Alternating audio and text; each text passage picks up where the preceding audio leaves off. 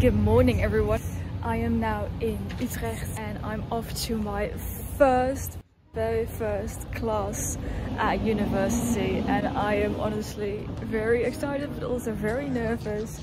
I have no idea what to expect. I am, although, very happy to be studying in Utrecht, because walking here in the morning in this beautiful city is quite something. It's quite different from Amsterdam as well. It just feels so much more cozy and home, as Amsterdam is so big. So let's go to my building, find my building, and yeah, go to my very first class of Old Irish. I'm excited. It's like summer in the moonlight, like a simple love in paradise. You got a story I can be right. Talk a bigger when the moon's right. Pick a justice to identify. Don't get with the flow now.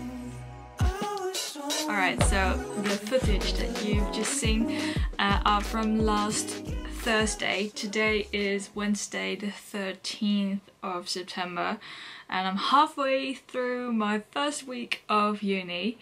In regards to Old Irish, oh my goodness, I have Old Irish 8 hours a week, which first of all I thought, that's a lot for learning a language, 8 hours per week.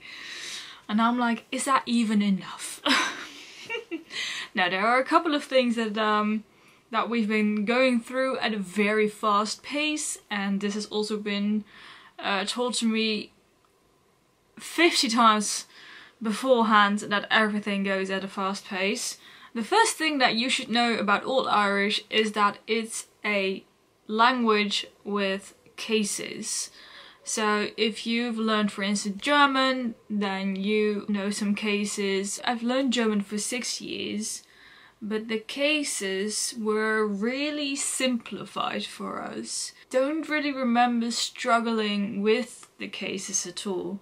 Not to such a degree as I'm struggling now with Old Irish. So the things that we've been talking about is phonology. If you want to see me work out the phonology of Old Irish, I made a video this summer prior to my first classes at uni, trying to work out what this old language sounds like. Click on this video and you can check it out. Okay, so we discussed phonology, then we went on to articles. There are no indefinite articles in Old Irish, yay! And we discussed nouns with all of its cases and stems. My goodness. And yesterday we scratched the surface of Old Irish verbs, and that's where I am now stuck. Let me just show you some clips from my notebook and what it looks like now.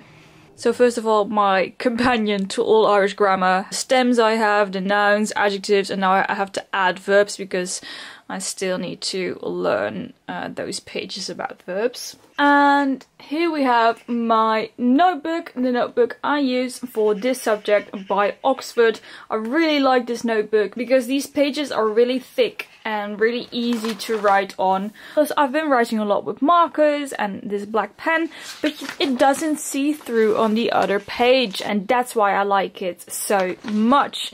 If you're interested in notebooks from Oxford as well, then take a look at my bio underneath this video for more information on where to find them. Alright, so this we've seen in my last video. I went on with the article. Just to give you a quick overview, this, this, and this all means the. So here we have some prepositions. Wonderful lightning here. Because prepositions are often used with the article as one word. So take for instance the form for a. A means out of. And if you put the article behind the preposition, you will get as in. If it's singular, or when it's plural, it's as nif. And I probably did not pronounce that right. I know the B is a V sound though, so that's one thing. So then I went on to the noun. These are my class notes, bit messy. And this is the page where I revised all of my class notes. Like I said, this language uses stems, noun stems. I said before that this entire language was based upon conjugations. That's not true. It's a case-based language.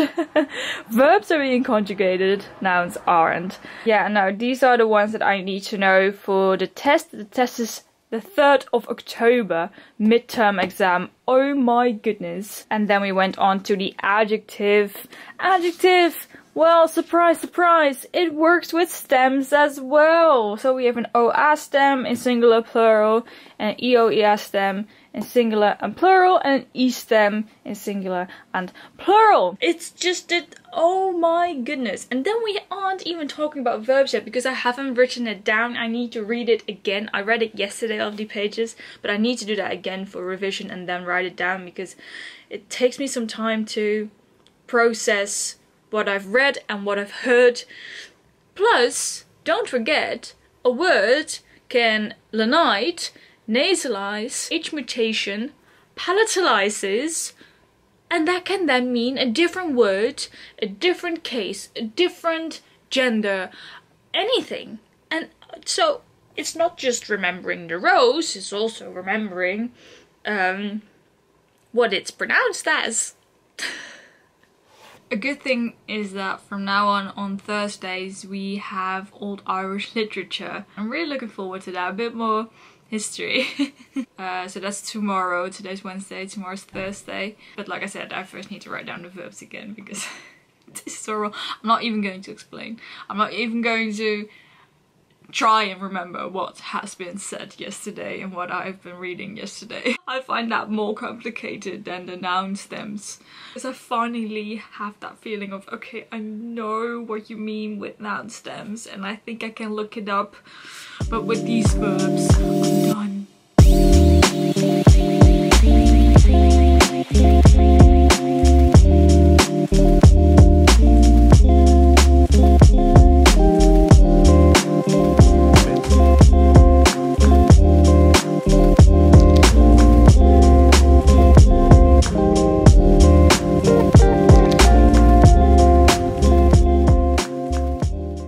Okay, so I'm walking to school. It's a location a bit outside of the city centre. Today I have Old Irish Literature. It's gonna be quite interesting. Curious to find out what we will be learning. So for Old Irish Literature, we are first starting with the Cataract of Cooley. Maybe you've heard of it, Old Irish Tales from the Ulster. Definitely look it up if you're interested. I've created the habit of reading everything on the train beforehand in order to be prepared for class. Here you see me in Old Irish grammar class though, not literature. And yes, these are actually my notes. I know, they're quite something. Very in-depth, very difficult. But anyhow, we'll manage. Whilst I'm still studying for the test the 3rd of October, I hope you enjoyed this video. Leave a comment down below so we can get in touch. Like and subscribe, and then I hope to see you very soon. Thank you again. Bye bye!